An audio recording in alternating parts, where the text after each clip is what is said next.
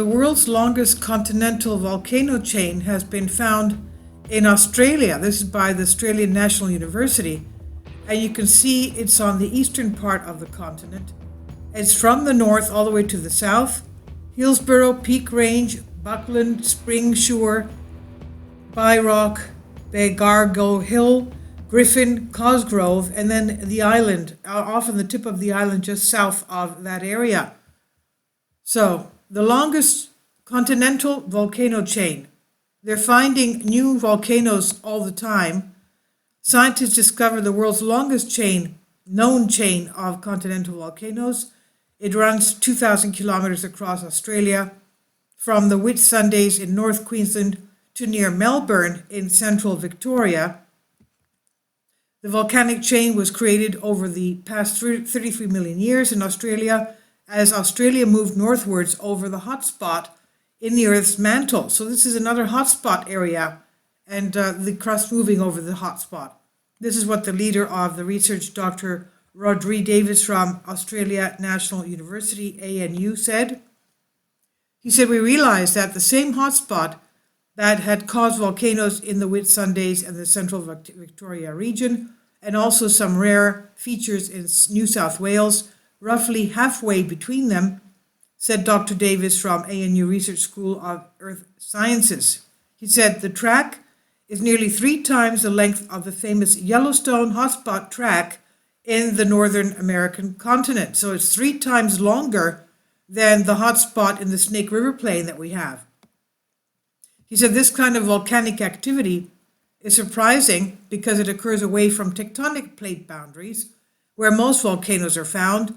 These hotspots are thought to form above mantle plumes, narrow upweldings of hot rock that originate in Earth's core mantle boundary, almost 3,000 kilometers below the surface. Finally, support my Patreon account. The daily posts are 5 videos daily, and they are totally different from what I have on my YouTube channel.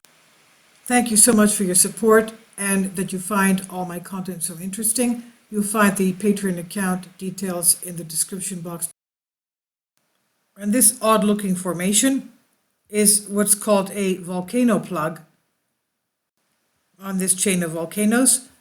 Now, the study published in Nature magazine found that sections of the track have no volcanic activity because the Australian continent is too thick to allow the hot rock in mantle plumes to rise close enough to the Earth's surface for it to melt and form magma.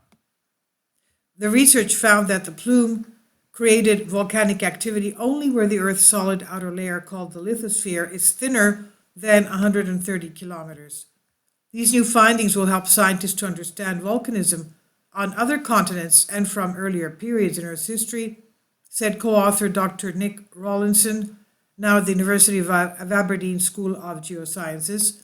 He said, ultimately, this new understanding may help us to reconstruct the past movements of continents from other hotspots. The giveaway that the continent is just thin enough for melting to begin, such as in northern New South Wales, is the formation of an unusual mineral called leucitite.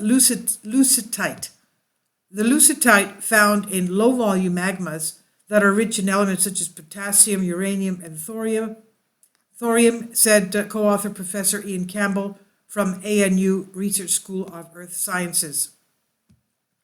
He says, now that we know there is a direct relationship between the volume and chemical composition of magma and the thickness of the continent, we can go back and interpret the geological record better. The scientists have named the volcano chain the Cosgrove Hotspot Track. Dr. Davis said the mantle plume that formed the Australian volcanoes is probably still in existence under the sea a little to the northwest of Tasmania.